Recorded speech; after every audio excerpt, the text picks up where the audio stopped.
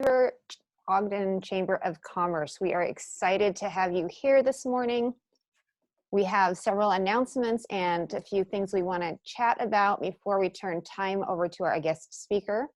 So let's go ahead and get started. My name is Jody Brown. I am the chair of the morning speaker series for the Ogden-Weber Chamber of Commerce this year, and we are thrilled to have you here. It's weird not to hear your chatter and to see your friendly faces and to be able to visit with you this morning, but I know there are 65 of us already who are online and probably another 25 or 30 more who are going to be joining us this morning. So thank you for taking time out of your day to be here with us, and we know you are here to be able to be engaged and educated and get to hear from our fantastic speaker, Rob. So our announcements, we wanted to let you know some things that are coming up in the next few weeks and months for the Ogden-Weber Chamber. First thing coming up is tomorrow, 8 a.m., the Women in Business group will be doing their networking, and it will also be a virtual event. So make sure, if you are part of Women in Business, that you make sure to log on for that event. It is called Superhero Secrets to Happiness. So you're going to want to be part of that. Next week, on May 12th, we are having, instead of business after hours, we are having business during hours. And Javier's Authentic Mexican Food, what you can do is from 12:30 to 1:30, you can order your food and be able to participate in that event during hours. So we encourage you to do that. We have a workforce seminar coming up, Building a Business Culture of Inclusivity and Diversity, Wednesday, May 27th at 8 a.m. So please register for that if you haven't already. And a few months out still, but something you need to be planning for and put on your calendar, is the Chamber Classic Golf Tournament is going to be on August 19th. And please contact Bailey for sponsorship information so that you can make sure to be a part of that. We will have plenty of members who are there participating, also some who volunteer to be on the tees and on the greens, and so that'll be a lot of fun. We hope that you'll be there. As we have a few updates and announcements that we want to let you know about, and some fun and exciting news as well. So next month on June 4th, probably at the same time at 9 a.m., we are going to be having Chief of Police, Ogden Chief of Police, Randy Watt will be speaking to us, and that's going to be a fantastic presentation. We encourage everyone to register for that and to join us online. We are confident that next month's will be a virtual event, and we will not know about future events until afterwards, but as we do find out about the rules, keep you updated, and we will change any plans and accommodate as necessary. We will not have a July morning speaker series event, but we will have an August event. Right now, that is scheduled to be a Meet the Candidates event, where we will have Bob Hunter host an event at Weber State University, if we are able to, where we will have the opportunity to meet the candidates for the 1st Congressional District seat. That is the seat that is going to be vacated by Rob Bishop. And we are hoping that we will be able to do that event, whether we can do it live or virtually. We encourage you to plan to attend and just make a note for the first Thursday of the month in August. And another event coming up that we're super excited about, we want you to mark your calendars right now for September 3rd, Thursday morning. Hopefully this will be a live in-person event, because we have invited the band Gentry, and they are going to come and perform for us and present to us exclusively for Ogden-Weber Chamber of Commerce guests. They're going to present and perform and talk to us about marketing and about social media and how to use social media in your marketing efforts. This is going to be a fantastic event, and we are really, fingers crossed, hoping we will all be able to be together for that event and be able to hear them perform live. All 3 of the members of the band Gentry are going to be there, and so it will be a real treat. So please put that on your calendars right now and make sure that you have blocked off the time to be there. As far as the meeting protocol goes for today, let me just give you a few little ground rules. I'm sure all of you have done this many times now, but what we are going to do is everyone is going to be muted except the few people who are the hosts who are going to be presenting. We encourage everyone to turn off your sound and to turn off your video so that we are not distracting any of the people who are watching and who are trying to hear Rob's message. What we do want, however, is for you to engage with our speaker. That seems like it might be a little hard to do virtually, but we are going to do it. So what we want you to do is, you think or discussion that you want to ask Rob, please private chat them. And I, as the host, will be able to see the questions that you present. And at appropriate times, Rob will pause and we'll put some questions in there, and we'll have a little question and answer session at the end. So please, as you are thinking of ideas and questions for Rob, make sure to chat, submit those via the chat button at the bottom of the Zoom, and we will address those as we can. And now finally, what you came here for, which is to hear our fantastic guest speaker. So let me do a little introduction. Rob Despain spent nearly 4 decades building excellence and expertise in sales, relationships, and business development. He is a vice president of business development for Petersen Inc. and is a fantastic individual altogether. He joined with Petersen in 1983. And since that time, he has, his responsibilities have taken the company from under $1 million in sales to, in 1983, now they have sold and produced over $1.5 billion worth of fabrication and precision machinery. He is a great, has learned it because he's lived it. He is a salesman day to day, believes firmly in relationships and in doing all that you can to build your business through relationships and to sell through relationships. And so we are pleased today to have Mr. Rob Despain. We turn the time over to him.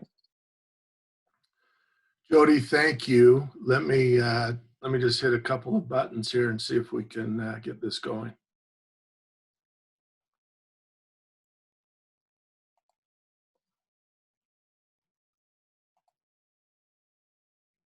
Okay. Are you seeing that okay, Jody?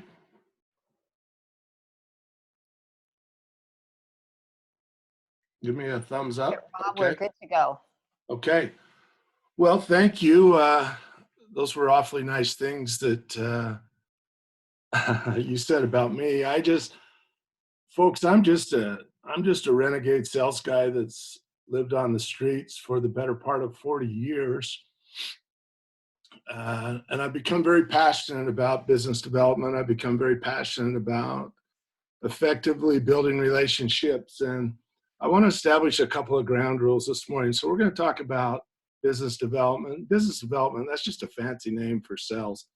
It's kind of like the garbage man that has the title as a sanitation engineer. He's a garbage man. I'm just a salesman. That's what I do, and I'm comfortable in that space. And you know, the titles and all that, they don't mean a whole lot to me. But so we're going to talk about selling and business, developing your business. We're going to talk about how do we build effective relationships. But one of the most important things we need to understand going into this is that people buy from people. Yes, they want the product that the company produces, but before anyone gets to Petersen Inc., they've got to get through me as a salesperson, or they've got to get through one of my teammates that sells. And so it's very important that as the face and the voice of what it is you represent, you realize that people are going to judge you, people are going to size you up, and they're going to make a buying decision based on you. And so it's very important. And we'll spend some time, and I'm going to give you some tips. I'm not a professor. I'm not a teacher. I'm a storyteller. I'm a salesman. So with that said, let's jump into this. So here's the first rule I live by. Every morning in the desert, a rabbit awakens. It knows it must run faster than the coyote or it'll be eaten. Every morning in that same desert, a coyote awakens. It knows it must run faster than the rabbit or it'll starve. The important point is it doesn't matter if you're the coyote or if you're the rabbit. When the sun comes up, you better be running. So that's kind of how I pattern my life. And so this morning when the sun came up, I haven't sold anything. I haven't sold anything today. And as a result of that, I'm unemployed. I'm unemployed until I sell something. I haven't established any value or really individual worth to my company until I sell something. That's what they're relying on me to do. So I frequently say I wake up every morning unemployed, but in the back of my mind, this little statement hangs in my office and I look at it every day.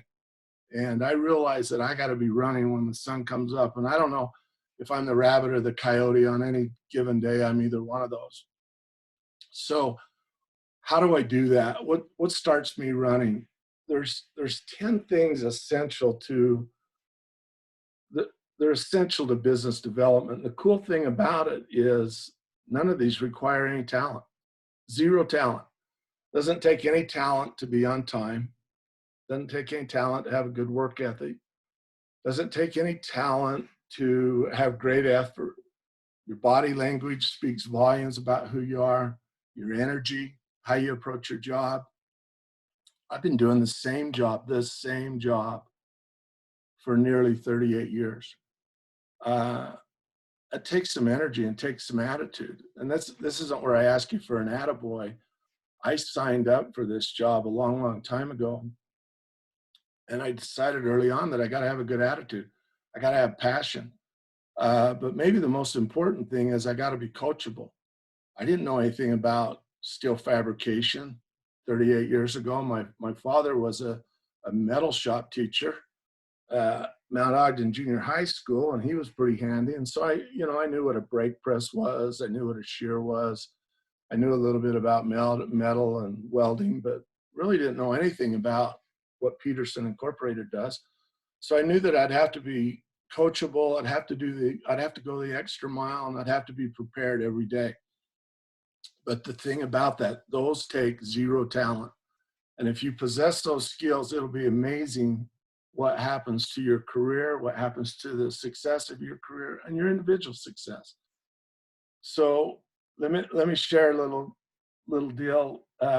This morning I shined my shoes. You're thinking, why in the world would you shine your shoes? Well, because I'm talking to all of you. And you're gonna draw a first impression of who I am today. Many of you I know on the call. Many of you I've never met. The next question is, well, we can't see your shoes. Well, you're right, but I can. And I believe that preparation and getting ready for today is going to make me a better speaker today because I'm ready. And I used to say when I played competitive golf, and that was a big part of my life, that if I looked good, I played good. And that doesn't mean my physical looks. That meant my appearance. Was my equipment ready? Was my shirt pressed? Were my slacks decent? Did I have my shoes shine? And I felt like a good player before I ever hit a golf ball. Well, I approached business the same way. So this is a screenshot of the cover page of our strategic business plan for business development at Petersen's. This is not the strategic plan for the company. This is simply what I live to. This is my mantra every day. And so in the sales world and in my world where we're a manufacturer, I have to sell it, or our team has to sell it, and then we have to produce it. So we've got to be thinking winter in the summer and summer in the winter. We got way out in front of this game. Many of you have the same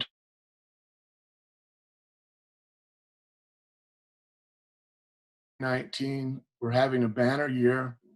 We're exceeding our goals on every front.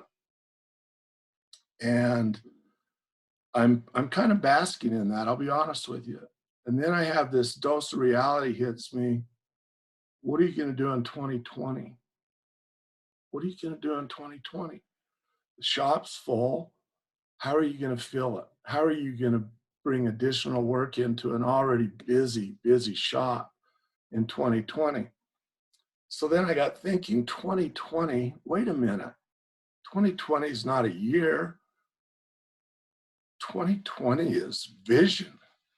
And so I called members of my team into my office, and I called, first I called Chantel in and I said, 2020, what do you think of?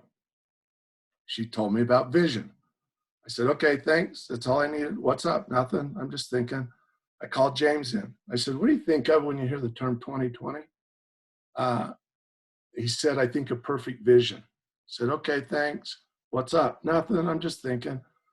So I went through my whole sales team and I asked that question. No one said it's next year. Everyone said it's vision.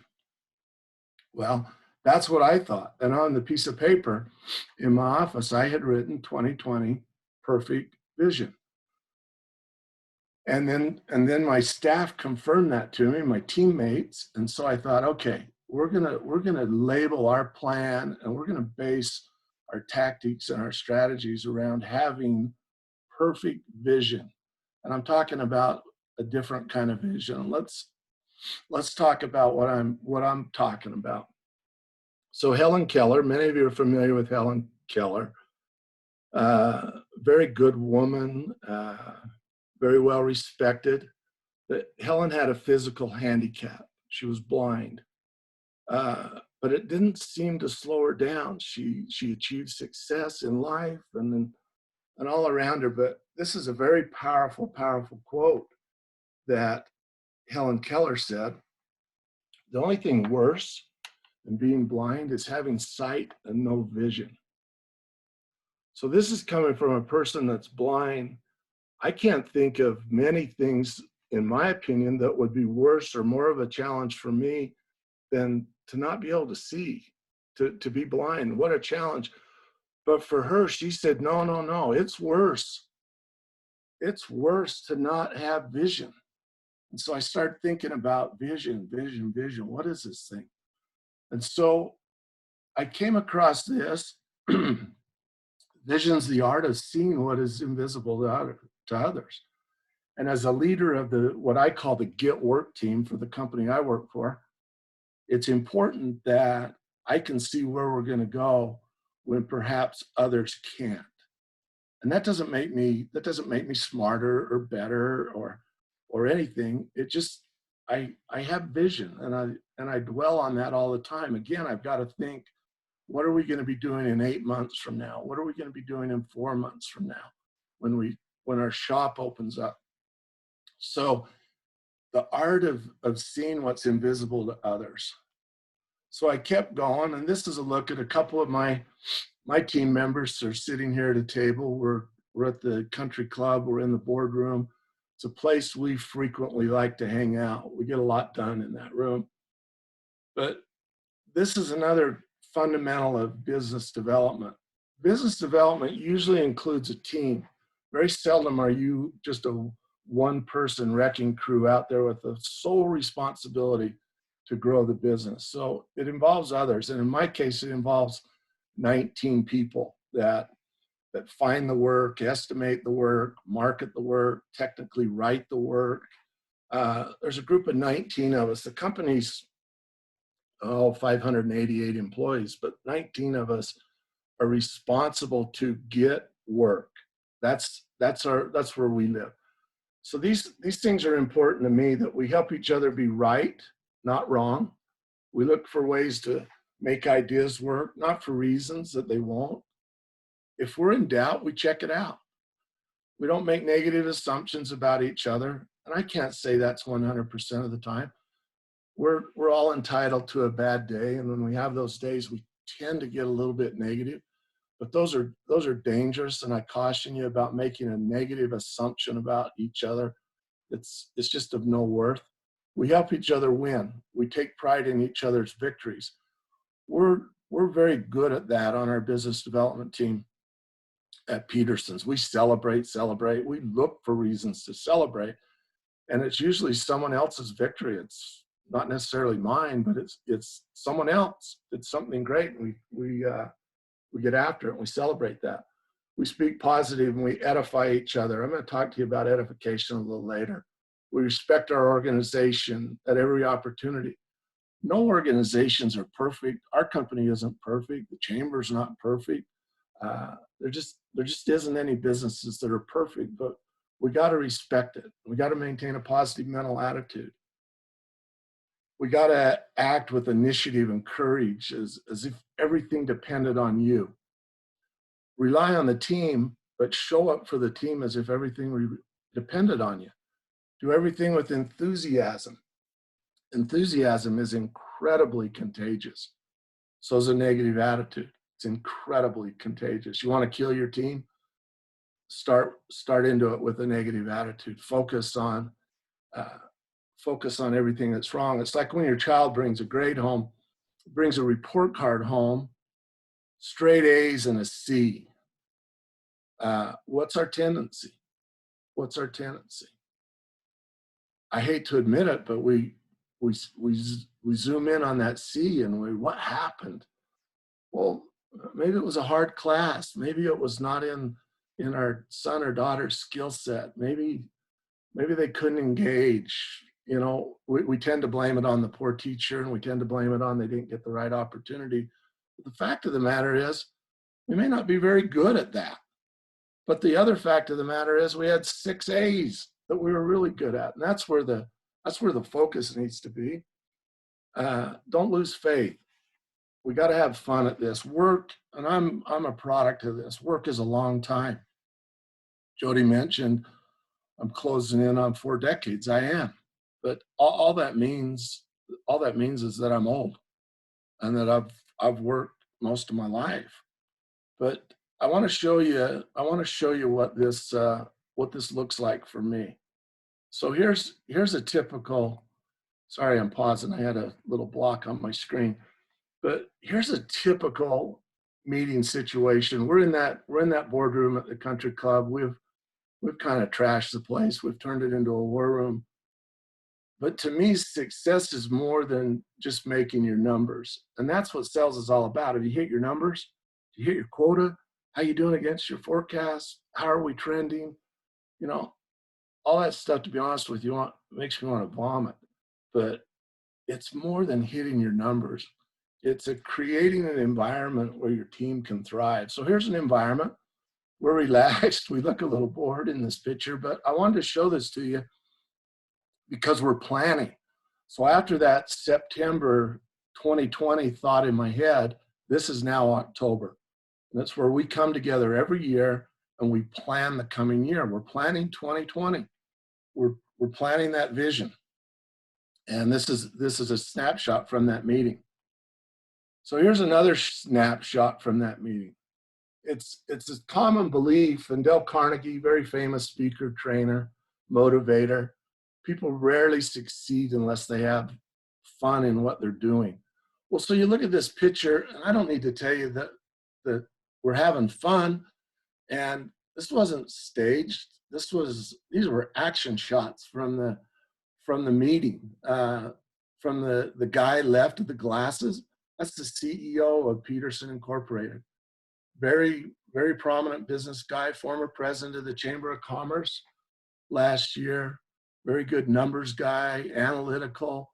Why in the world's he got 20/20 glasses on with blinking lights? Because we're having fun. Sales guys across the top, a manager of estimating. The only guy that looks boring is me in the bottom left-hand corner studying a couple of reports. But there's an important thing going on here. We're measuring. And I was taught long ago by my father that, let me grab a little drink. We measure twice and we cut once. Measure twice and cut once. When I went to work for Petersen Incorporated, Steve and his father, Dennis, had a saying. Dennis was full of sayings, and he was a wonderful, gifted individual in the fabrication business, and Steve as well. But Dennis would always say, hey, I cut it off twice and it's still too short. Think about that. I cut it off twice and it's still too short. I've laughed about that for 30 plus years. So we go back to this vision. The team's together. We've met in the boardroom. We're talking about what it is we're going to do, what it is we're going to accomplish. Here's a proven fact. I didn't make this up. This is an Old Testament fact. Where there is no vision, the people perish. But he that keepeth the law, happy is he. Or we could say, he or she that keepeth the law, happy is he or she. We want to be politically correct. They weren't worried about political correctness when the Old Testament was written. But that's a true statement. If people don't know where they're going, how in the world are they going to know when they get there? If people don't have any vision or know the expectation, how can we measure? How can we hold people accountable? And I hate to say hold people accountable. That sounds authoritarian, but it's important. I hold myself accountable every single day. I'm working from home like most of you are. I've been home for 6 weeks. I'm going crazy. I'm stuck in a room that's probably, I'm looking at it right now, it's probably 14 foot square. It's a nice office. It's kind of my cave. But I'm penned up. I'm a Mustang. I like to run. I like to sell. And I'm stuck in this room for 10 hours a day working. And, yeah, I can get up. I can do a few things. But bottom line is this has been very hard. And it's hard for me. But back to accountability. Every night before I shut my computer off, I fill out a form. It's an accountability form. I put my name on it. I date it. I talk about the things I worked on that day, the percent complete I am. Talk about the things I needed to do and I should have done and could have done. I tell how many hours I worked. I log that in. I tell what did I need from my boss today and what did he need from me today. And then I email it to the CEO of the company. And he's my boss. But it's a method to keep me accountable. And it's important that I'm accountable and I'm focused. So I need vision. If I don't have that vision, I too will perish. So here's something that's kind of cool. For those of you that can't see the screen, maybe you've called in on a cell phone. Let me just describe it to you. Cartoon. It's a cartoon. It was in the Ogden Standard Examiner 7-8 months ago. But I cut it out because it made a lot of sense to me. Two guys are driving in a car, looks like they're having fun, maybe a couple of buddies, maybe a couple of teammates on a business development team. That's about how we look on the road. They pass a road sign and it says, Road to Success. Guy in the passenger seat says, man, the road to success is long, it's difficult drive, but there's surprisingly little traffic. The driver says, yeah. Lots of people turned off thinking they know a shortcut. How many times have we turned off in business thinking we knew a shortcut? I don't need to build a relationship. Man, I know my product better than anybody. I'll go in there and I'll sell it to them. Well, I'm going to tell you something. No one likes to be sold. I don't like to be sold. I do it for a living. I hate to be sold. I like to be educated. I like to build a relationship. I like to trust the person selling me a product, but I hate to be sold. So a lot of us have taken shortcuts in business. We think, well, we can develop the business, we can build a relationship. Maybe it's a new ERP system. That'll solve everything. Maybe it's that CRM system. Everything's acronyms now, but maybe it's that contact management system, our database. Maybe it's that fancy website. Boy, if we do this and this and we buy that app and we double our Google ad searches and our words, work will just flow through our front door. No, it won't. No, it won't. People buy from people. And there are no shortcuts. Trust me on this. I tried to take shortcuts. I've tried to do it for a long, long time. And then I realized that, you know what? It's a long road.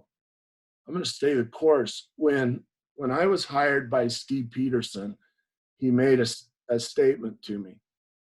He said, you need to hoe to the end of the row. It's a farming term. You need to hoe to the end of the row.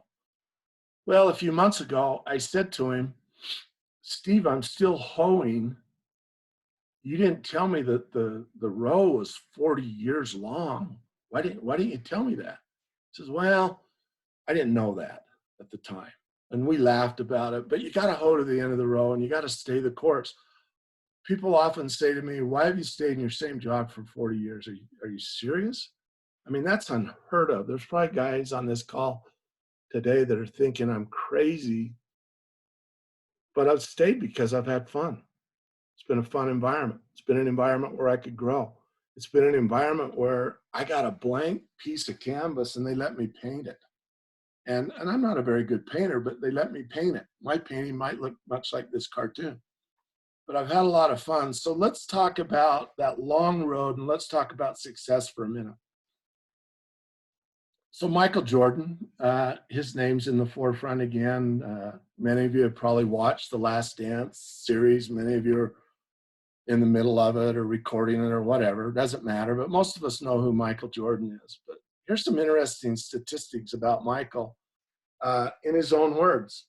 So he missed more than 9,000 shots in his career. He lost almost 300 games. 26 times his team trusted him.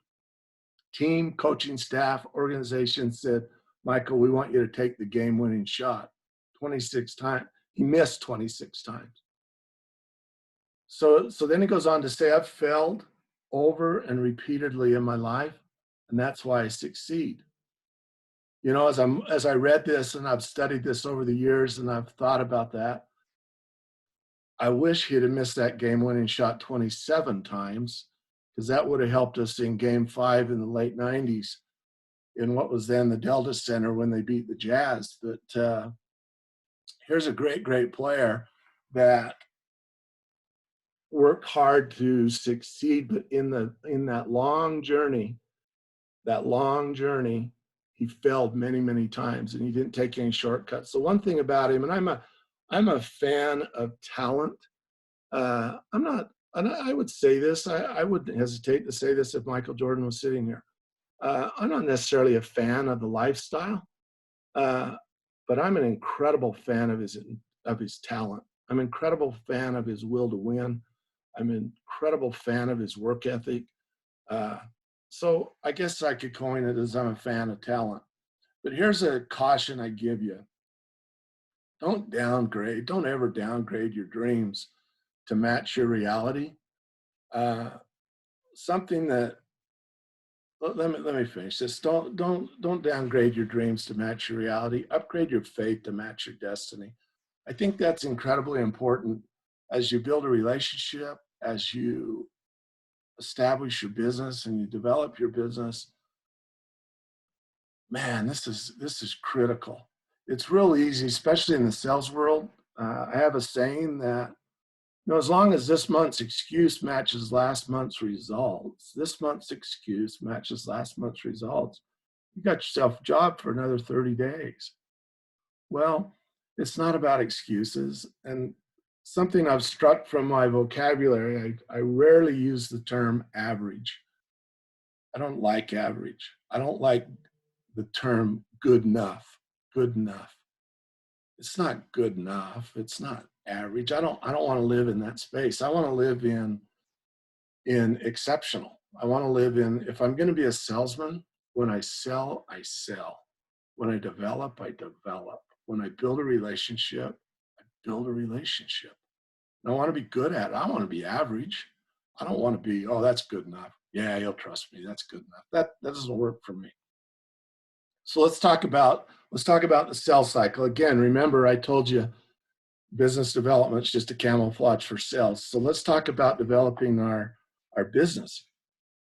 So in this sales cycle, it goes round and round and round. If you're gonna play in this space, you got to be very good at chasing your tail, and you got to be very good at working in circles. For some, that'll drive you crazy, and that's why there's so many other things to do in the world. So for me, it looks like this. So it starts out as marketing and advertising. Starts out, we research based on our marketing, we study, we analyze the data. We created a website, but more so back when websites, I'm old enough to remember when no one had a website. I didn't have a computer on my desk. So the big push was, we got to get a website. We got to get a website. Hurry, hurry, hurry. Get a website. Got to get a URL. Well, so we did that, and then everybody was content. Wow, I got one. Yep, I got one. You got one? Yep, I got one. RobDespain.com. Wow, that's awesome. You even got your own name. Whoa. Big deal. Big deal. What's important is the very last sentence. Does the customer engage on your website? The website's designed to sell while you're sleeping. The website enables your business to reach out to the world, but the key to the website is, what does the customer do when he sees your website? This is you when you're not there. So here's what I hope's happening. So we've got that stuff on the left done. Now we move across this sales cycle. The goal of all of the left is to get me and my team face to face with our clients. We're not Amazon. You can't add Petersen Inc. to cart. You can't point and click and buy at Petersen Inc. So the goal for me is, we got to get face to face. We got to get what I say, kneecap to kneecap, belly to belly, face to face, eye to eye. And we got to talk to people. Imagine that. We got to talk to people, not text them, not send them a Snapchat or an Instagram message. Well, I'll post it. They'll say, no, we got to talk to them. And the reason I want to talk to them is I want to tell the story. I want to tell about my company. I want to show the plan. I want to establish rapport as I start to build this relationship. And I can only do it if I'm face to face. And that's why I'm going crazy in my little pen I've been sentenced to in my home office. I want to get out and I want to establish rapport. So after I've established a little bit of rapport, now I got my sales hat on. I'm looking for an opportunity, and I'm paying attention. I'm listening. I'm reflective listening. Today we call that third-party communication. It's reflective listening. You repeat back what you're hearing. So then we're down to the bottom of this cycle. We're getting close. So I follow back up. I'm looking for, in my case, I'm looking for a quotation. Someone gives me that opportunity is for me to give them a price and see if they want to have it built. And from that, I try to get past that and I get to where I can close. I can close the sale. Good news is I close the sale. The bad news is I start over. And I run right back up to the top. We start marketing again. We research again. We go face to face, and this just goes round and round and round. Back before the PC, if you pulled up an Outlook report today on my PC and you laid it in front of me and said, hey, this is from 2002. I could look at that list and I'll bet you those action items I was working on May 7th in 2002 would be applicable to today. It'd be those same customers. I'd have to call on them. I'd try to sell them. I'd try to get face to face. I could do the same thing. For some, that would drive you crazy. For me, I just laugh at it and I think, well, maybe I'm in this profession because I'm not very good at it. I just have to keep doing it over and over and over till I get good at it. I don't know. But today it's a whole new animal. So this is how we are building relationships in our company too, to support those face-to-face. Left-hand side, we're working hard on mobile and mobile applications. We didn't even know what the term mobile was 20 years ago, or an app. What's an app? But here's the key. So someone jumps on that all-important website. Is it relevant? Is it established in value? Is there a reason for the customer to hang out there? The goal is not to have them hit your website. The goal is to have them hit your website and stay. Nobody likes bounces. We don't like it when they bounce either. So what are we going to do to keep them there? YouTube videos, LinkedIn ties, Facebook, Twitter. We create links that go back and forth. But then we study the analytics of the web. You came onto our site. What did you do? Did you hang out in the fabrication section? Did you hang out in the machining section? Did you hang out in the quality section? Well, based on those analytics, I know who you are long before I meet you. We Google everything. You Google everything. Well, let me remind you of something. Your customer can Google you. And they know, the astute ones know about you long before you know about them. So these are just important things that we do as we're building, again, we're developing the business. So let's talk for a minute about some of the things I feel are very, very important in developing the business. Are you willing to invest time? It takes time. Anytime you use the word build, I'm not familiar with anything you build quickly. I built a few houses in my day. Took me a long time. Took me 6-7 months to pull that off. I built a golf game when I was a kid. Took me. I'm still working at it. 50 years later. I'm still building that. It's not very good now. Used to be pretty good. It's not very good now. But are you willing to invest the time to build a relationship? Are you willing to be genuine? Are you punctual? I was speaking to a group of, it was manufacturing day. I was speaking at the OWATC, the Ogden ATC Center, and there was about 100 kids in the room. They were seniors and they wanted to go into manufacturing. They were so excited about that. And I was talking about punctuality and I was talking about commitment.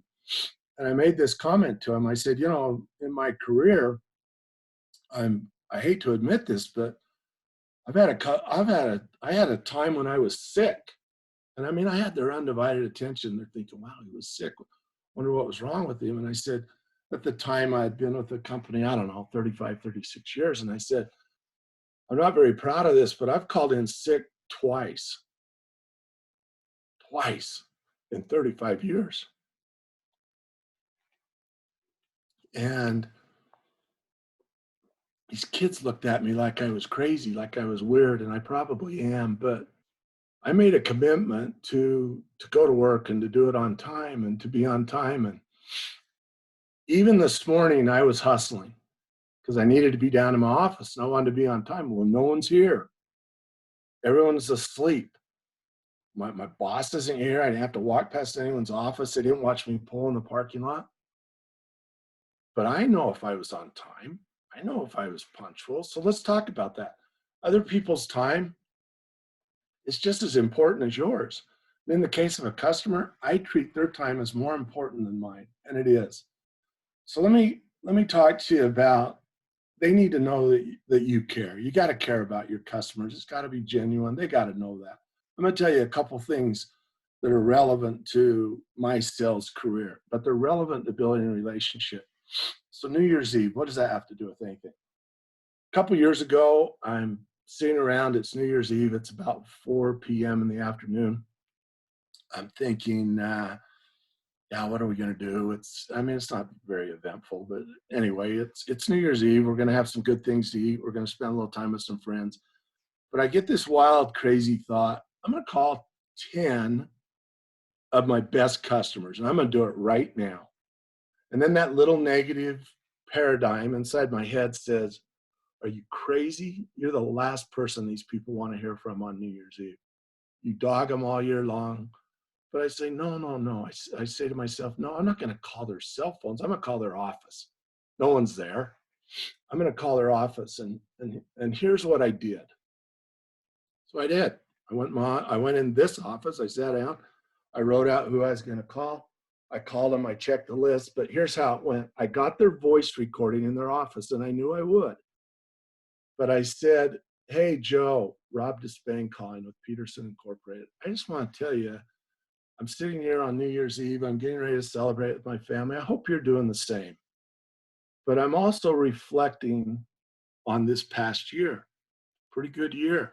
I just wanted to tell you thanks for helping us grow our business, helping us be successful. We wouldn't have had near the success we've had it not been for you. I appreciate the confidence you have in me and the trust, but I really appreciate that you allow our company the opportunity to work for you. Hey, no need to call me back. Hope you have a safe New Year's. We'll talk after the New Year gets going. See ya. And I hang up. Guess who called me? First day back to business. The phone's ringing. It's these people that I called. And I didn't try to sell them anything. I just told them thanks. And it was incredibly powerful. Well, I still do that. And, you know, I got to rotate it a little bit. I don't want them to think that this is just something I'm forced to do, or I have a quota to call so many people on New Year's Eve, but I got to be genuine. So let's talk about today. This has crippled me. What I'm doing right now, this is incredibly hard for me. I'm very comfortable if I could see you. I'm comfortable if we were in the D Event Center and there was a podium in this center court and the arena was full, and you hand me the topic walking through the tunnel and say, go tell them this. I'm fine with that. I may not know anything about that, but I'm fine speaking to that. I'm nervous as heck right now talking to my computer screen. I don't know how to do that. I'm learning that for the first time. I'm learning how to sell during COVID-19. You're learning how to do it too. We've heard a ton about it. Am I afraid of COVID-19? I am. I'm fearful of it. Something microscopic had the ability to shut the entire world down in a matter of a couple of months. Yeah, I'm paying attention to it. I'm home. I wear a mask when I go out in public. People were looking at me yesterday, like, check out the dude with the mask on. Well, guess what? I'm the smartest dude in the space if I've got a mask on. We got to do it. You got to wear the mask. It's not a fashion statement. However, I did order a couple fashionable ones on the internet. I haven't got them yet, but you got to do it. So how do I sell now? I'm this face-to-face guy. I'm the guy that wants to get in front of them, tell the story, show the plan, and run my little cycle. Can't do it. So I'm working my tail off. This is a time when we missed our numbers. We missed our numbers in the first quarter, had a record year. Let me tell you another thing in sales about New Year's. New Year's Eve is not a happy day for me. I put my happy face on and we celebrate. And on this New Year's Eve, last year in 2019, our sales were at $171 million for the year.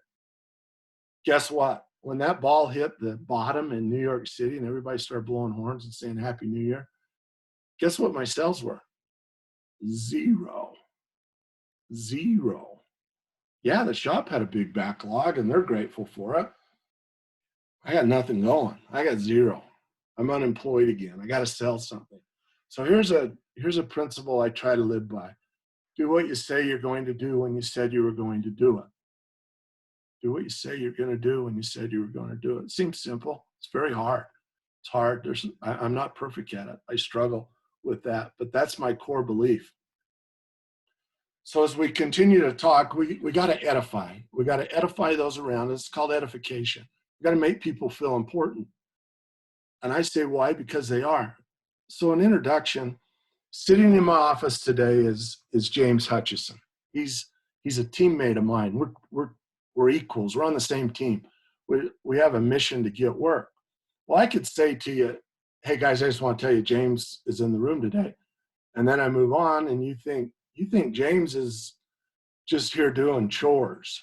Well, let me tell you who James is. Let me introduce you how I would introduce James. James is a graduate of Utah State University, graduated with honors in marketing.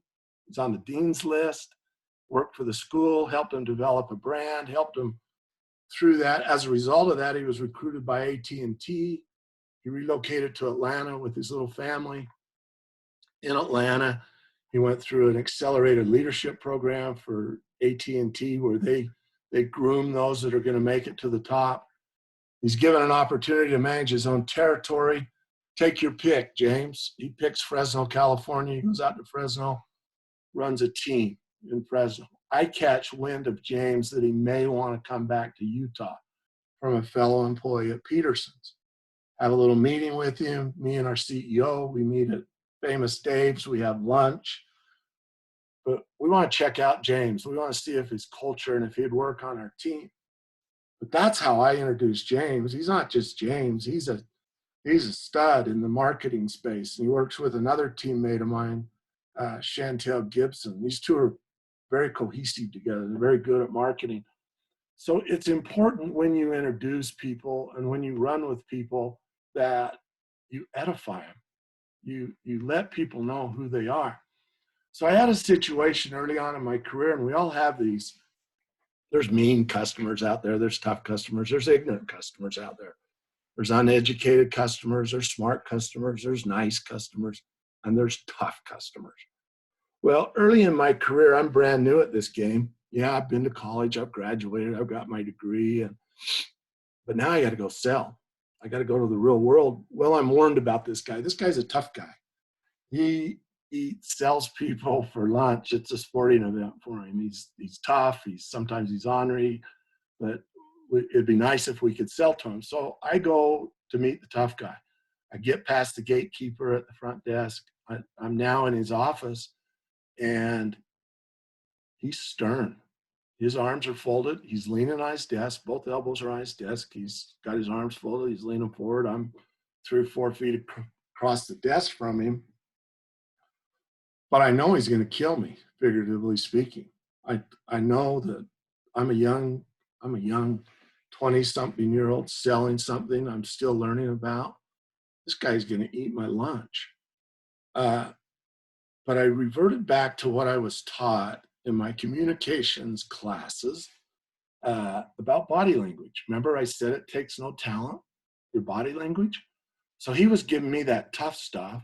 I decided to give him the opposite. So I loosened my collar. I sat back in my chair. I didn't sloppily sit in my chair. He'd have thrown me out if I'd have done that. But I crossed my leg.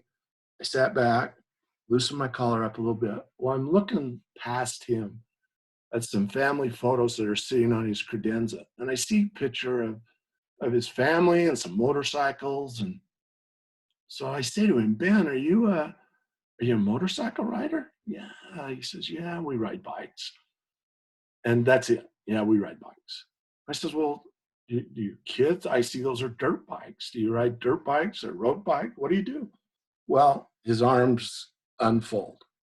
He sits back in his chair. And he starts to tell me about this. And I listen. I ask the question. I'm listening for the answer. Plus, I'm trying to survive. So he tells me that. Well, to make a long story short, I sell, I don't know the number. It's in hundreds of thousands of dollars of what I ended up selling him and what we ended up producing to him. We became lifelong friends. We spoke together. We raised money together for a little girl in Mexico that he was acquainted with that had been severely burned. Her family didn't have the means to take care of her. And so we did. And it was fun. It was fun to do it. But this tough guy, through the use of body language and the importance of my body language, not his body language, recognizing it and being able to respond to it helped me significantly in my career. Don't ever wing it. It's so easy to wing it, but you know what? People can see through that. They know when you're kind of bluffing your way through it. And I know sometimes we get caught up. I call this big shot-itis. And sometimes we think we're really smart and we're very special. And that, man, these customers, they can't live without me. Well, I'm going to tell you something. Yes, they can. Nothing could be further from the truth. You need them more than they need you. So just remember that. Don't wing it. Respect other people's time. Respect their intelligence. They're smarter than I am. So know your own skills and abilities. Know your assets. I'm talking your assets. I'm not talking the company's assets. I'm talking you. What is your skill and ability? What's your limitations? Never put yourself in a compromising position. No business deal is worth changing your core values for. Supporting cast, triangle offense. Why is that important? Let's talk just for a second. Michael Jordan. This is an early shot of Michael Jordan, a young Phil Jackson. Michael Jordan led the league in all statistics on any given year. He was a scoring champ, he was assist champ, he was this, he was that. But he lacked one thing of greatness. He'd never won a championship. And you can't consider yourself great in the sporting world till you've won something. Yeah, he was awarded many individual titles, but never the title. Phil Jackson, an assistant coach, implemented a little thing called the triangle offense, and it takes the ball out of Michael Jordan's hands all the time. So now other teams had to guard everyone on Michael's team versus just guard him. And it was okay in the past if Michael got 30 to 40 points, which he got every night, they could still beat him, because 30 to 40 points will not win you a game. It'll win you the scoring championship. It'll get you all kinds of accolades and awards, but you'll never win the championship because other teams will score more than 30 to 40 points. So once this was implemented and he had to pass the ball, and all of a sudden Scottie Pippen comes into the picture, and Horace Grant and Paxton and Steve Kerr and those guys, Michael begins to realize that, hey, none of us are as good as all of us. I'm not as good as this entire team. Well, an amazing thing happens. They start winning championships, and they win 6 of them. Back to my early statements, I'm a respecter of talent and what they were able to accomplish, but I'm more intrigued by how they did it. That's how we roll in my job, is we have a team. I sometimes am in the face and get the credit, but I just do a little part of that. I'm just a spoke in that wheel, and there's a big hub that makes that thing go. And so it is important that we know our strengths and our weaknesses. It's okay to say no. It's okay to say, I don't know. Do you know how many times I've said, I don't know? Do you know how much money saying I don't know has made me? And you know how much the follow-up, how important this is, of saying, I don't know the answer. I don't know the answer. Let me talk to my team. Let me talk to the CEO. Let me talk to Jenkins. Let me talk to Crowell. Let me talk to the director of quality. Let me talk to Casey. I'll get you an answer. I don't know, but let me get you an answer. People respect that versus being afraid to say no. It's why people stay away from church. Someone's afraid that someone's going to ask them to, what does that scripture mean? What is that? What did the preacher say? What was your interpretation of that? I don't know. I don't know. And it's okay to say that. But people are so fearful of saying no, or that they don't know. We all have to be know-it-alls. No, we don't. It's okay to say that. So here's an interesting deal. You look at the picture for you old timers, you know who that is. That's Vince Lombardi. If you're really old, that's Bart Starr, who he's got his arm around, sitting on his shoulder. You see another couple happy guys, and the fans in the background, they're celebrating. Now, I don't know if they won the division championship or if this was a Super Bowl, but I do know this. They won. They're happy. But so why is that important to me? A little quote stumbled across a long time ago. The greatest leader is not necessarily the one who does the greatest things. He's the one that gets people to do the greatest things. Well, Vince Lombardi was a master of that. He wasn't as good a quarterback as Bart Starr, or could kick like the kicker with that goofy helmet on, or could annihilate people like Ray Nitschke could. No, he was the guy that got them all. He was the guy that ran the triangle offense. And so as a result of it, he's coined as one of the greatest leaders of all time. Now, I promise you, we're going to wrap this up. I'm going to end on this. But all of you are familiar with TED Talks. I want to share a TED Talk that happened in my lifetime before TED Talks were TED Talks. So let me pull up a screen here. I want to talk to you about something. Theodore G. Schmidt. There may not be anyone on this call that knows who Ted Schmidt is. Let me tell you who he was. He was the owner of Lowman View Farms out in Pleasant View, Utah. It's where the barn sits today, the barn golf course, the barn golf club. Ted, he was the number one stockholder in J.C. Penney's. And in those days, that was a big deal. J.C. Penney's was a big deal. There wasn't a Nordstrom's or a Dillard's or a Kohl's or a Macy's. J.C. Penney's was a big deal. Sears and Roebuck was a big deal. So Ted's the number one stockholder in a big deal. Ted was also an Ogden-Weber Chamber of Commerce. Back in the time, it was the Ogden Chamber of Commerce. He was a Wall of Fame recipient. That's a big deal. That's a big deal to me. And if you go to the Eccles, and I challenge you to do this, go to the Eccles Conference Center, walk in that down on those floors, walk down that hall and look at who those people are. It's a big deal. Ted was one of those. He was a lifetime donor to the McKay Foundation, the hospital. You know what? That's a big deal. That's an important thing. So why Ted in my life? So I'm 12 years old, 12 or 13. I'm in that age. I'm a young kid. I'm taking a golf lesson from a gentleman by the name of Ab Zanone, and me and Ab are sitting on Ted's back lawn. Ted still kept the house where the barn golf course is today. It's a little house, not little, but a little white house in front of the barn. But his backyard shared a common building that the golf operation used. So Ab and I would frequently sit on a retaining wall virtually in Ted's backyard. Well, Ted would come out from time to time. Sometimes he'd talk to us, sometimes he'd walk by, but Ted was always meticulously dressed. I don't ever recall, other than later in life, he started golfing a little bit, but he's always in a suit and tie. His shoes were shined, slacks were perfect, his shirt was pressed, his tie was on. He usually had a derby hat on, and he had his suit coat not draped over his shoulder, but folded over his arm, kind of like you would if you were in a sling. A lot of times he was smoking a pipe.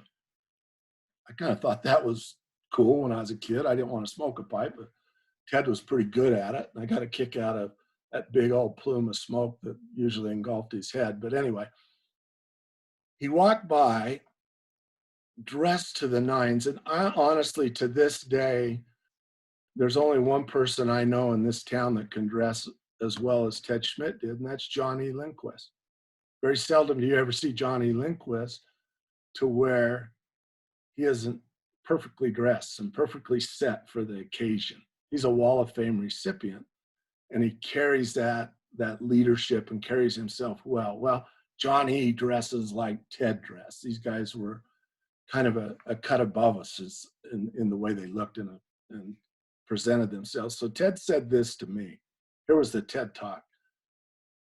He said, son, if you're going to be successful in life, I'm 12 years old. If you're going to be successful in life, or if you're going to be successful in business, you need to do 3 things. Here they are. He said, and he used the term university. It was a college, but he said, you need to support the university, Weber State. And he said, because when Weber State's healthy, the city's healthy. Okay, I'm 12 years old. I'm not sure I know how to do that, but I agree. Okay, I give the okay. And then he said, you need to support the Chamber of Commerce. Well, I didn't know what the Chamber of Commerce, I didn't know what it was. I'm not sure I knew what a chamber was, and I dang sure didn't know what commerce was all about. But he went on to tell me, he said, the Chamber of Commerce promotes business. They connect people. This was 48 years ago, Ted told me this. We're connecting people today through the chamber. And I'm doing what Ted told me. I'm supporting the chamber. And I've tried to do that my entire life. I've been on the board at the chamber. I've supported events. I love business after hours, the social, the so on and so forth. But the chamber does a lot of good in the community. And it helps a lot of people. Because of business and people doing business with people would create a lot of jobs through the chamber. So now I get it. I get why Ted said, support the university, support the chamber. And maybe my favorite of all, he said, and you need to support the country club. And I thought, okay, yeah, I'd love to play golf at the country club. I've never stepped foot on the property. But then he defined that. He said, the country club is, now bear in mind, this is 72, 73. He said the country club is where business is done. It's where the businessmen hang their hats. It's where you go to do business and talk business and play around the golf, and you need to support that. So you need to support the university, the Chamber of Commerce, and the Ogden Golf and Country Club. Well, I've done that, and I'm going to continue to do that because it's worked. It has worked, and I've had a lot of fun doing it. So that's my TED Talk for today. But I want to close with this. Some of you are saying, well, I can't do that. I'm not going to do that. What if I miss? What if I fail? What if we go broke? What if we go broke doing this? You know what? What if you do go broke? Start over. So here's a thought for you. The person who risks nothing, does nothing, and is nothing. You know, you don't want to risk anything. You don't want to do anything. You're probably nothing. They may avoid suffering, sorrow, but they cannot learn, feel, change, grow, love, and live. chained by their certitudes. They're a slave. They have forfeited their freedom. Only a person who risks is free. So Michael Jordan missed 9,000 shots. In my business, I close 3 out of 10 deals. 3 out of 10. So I'm a hopeless loser 70% of the time. I could say that. I choose not to. I choose to say I'm an incredible winner 30% of the time. And I live on no's. What do I mean by that? Someone tells me no. In my mind, I say, well, I'm 6 no's away from a yes. Someone tells me no. I look at them and say, I think to myself, okay, you're number 5. And someone says, no, you're number 4. And I start getting excited when I hear number 3 and number 2, because I know the next thing up, I'm going to close a deal. I'm going to close a deal. And I'm going to live on those 3 no's. And those 3 no's have provided a pretty good career, a pretty good opportunity for me. So I hope you take that away today, that take some risk. It's okay. It's okay. You'll never know who you can become until you yourself decide to take a little risk and put yourself out there. But I want to just say thanks to the Chamber. You guys are great. This is a tough time, but the beat goes on. I love it. Instead of business after hours, business during hours. Let's go support Javier. Let's support the Chamber. Do what Ted told me, support the Chamber. Everybody looks at the Chamber and they pay their money and they say, geez, what am I getting for it in return? I'll tell you what you're getting for it in return. You're getting an incredible opportunity to expose yourself to 800 businesses in this city. What more do you want? You want to develop your business? Network it with the 800 that are in the Chamber. You want to build relationships? Build it with the thousands of employees that are in the 800 businesses that are in the Chamber. Simple. And it's almost embarrassing how affordable the Chamber is to join. Everyone on the call should be a member of the Chamber, and you should go out and tell other people, join the Chamber. We're going to make this the greatest chamber of commerce in the United States of America. People are going to use us as a benchmark. That's what the Chamber is all about. That's the value. I didn't get paid anything for today, and we're lucky for that. It probably wasn't worth much. But I did it because I'm a member of the Chamber. So thank you, Jody. Thank you, Chuck, guys at the Chamber that made this work. And thanks to all of you. If there's anyone other than my mother still on the line, thank you for joining in today. I've had fun. I got through it. So thank you very much. Thank you so much, Rob. This has been fantastic. And I do have to say it's probably good that we were all muted during your presentation, because there were times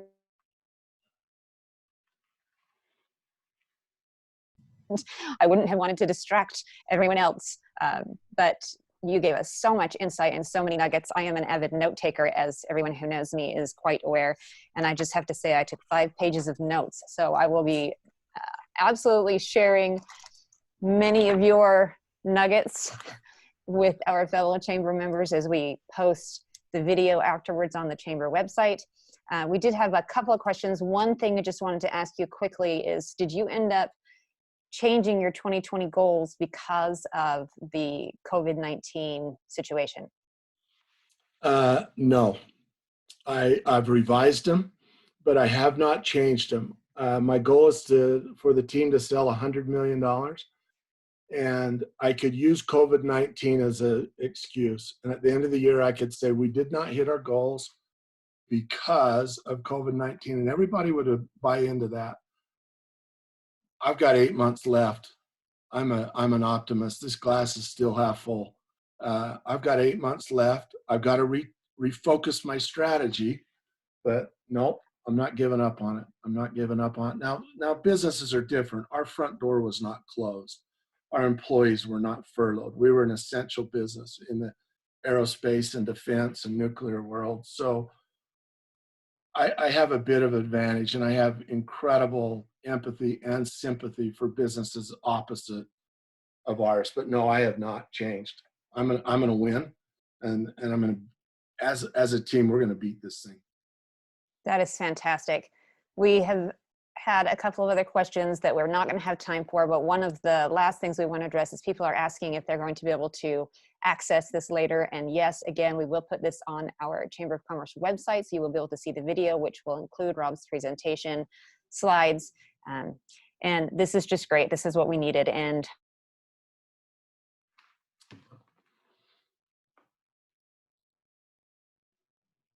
today, which is that we need to show them that we care. And right now, probably more than ever, we need to show everyone around us that we care. We need to show them that they matter. We need to take a little extra time, whether we're in masks or in cars or social distancing. Let's take an extra minute to let people know that they matter and that we care about them. And I know that we have been hit hard, but we have not been hit nearly as hard here as some people in other areas. And we need to keep that in mind too, that what may be a little inconvenience for us really is a life-changing situation for so many, many people. So let's take a minute to show others that we care and learn from Rob and his great example. So thanks to everyone. This has been fantastic. And make sure you check on the Chamber's website and Facebook. You got it. Thanks. We'll see you again soon. Thank you, everyone. Thank you. We'll see you at the top.